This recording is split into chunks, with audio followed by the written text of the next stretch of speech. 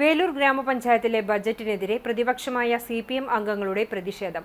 Fund വിതരണം ഏകപക്ഷീയമാണെന്നും CPM മെമ്പർമാരെ അവഗണിച്ചതായും ആരോപണം. President, vice president ഉൾപ്പെടെയുള്ള കോൺഗ്രസ് മെമ്പർമാരുടെ വാർഡുകളിലേക്ക് ഭീമമായ തുക വകയിരുത്തുകയും ഒപ്പം BJP ഭരിക്കുന്ന വാർഡിലേക്ക് സമാനമായ തുക നീക്കിവെക്കുകയും ചെയ്തു എന്നാണ് CPM ആരോപിക്കുന്നത്.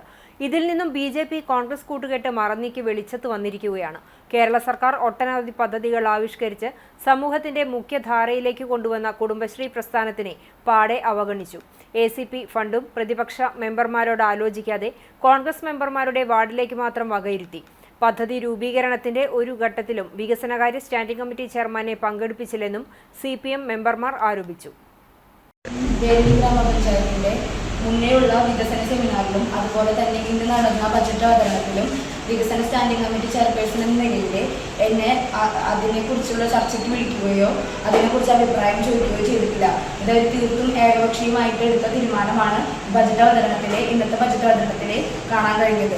കൂടാതെ SCP ഫണ്ട് വരുന്ന മുറയ്ക്ക് അറിയിക്കാമെന്ന് പറഞ്ഞ് SCP ഫണ്ട്, ഓൺ ഫണ്ട് ഇതുപോലുള്ള ഫണ്ടുകളിൽ വിവേചനപരമായിട്ടുള്ള രീതിയാണ് പ്രസിഡന്റ്, വൈസ് പ്രസിഡന്റ് നമ്മളോട് കാണിച്ചിട്ടുള്ളത്. അവരുടെ വാർഡിലെ കോൺഗ്രസ് മെമ്പർമാരുടെ വാർഡുകളിലേക്ക് കൂടുതൽ ഈ ഫണ്ട് നൽകുകയും നമ്മളെ പരിഗണിക്കാത്ത ഇതിനെ നമ്മൾ ശക്തമായ പ്രതിഷേധം രേഖപ്പെടുത്തുന്നു.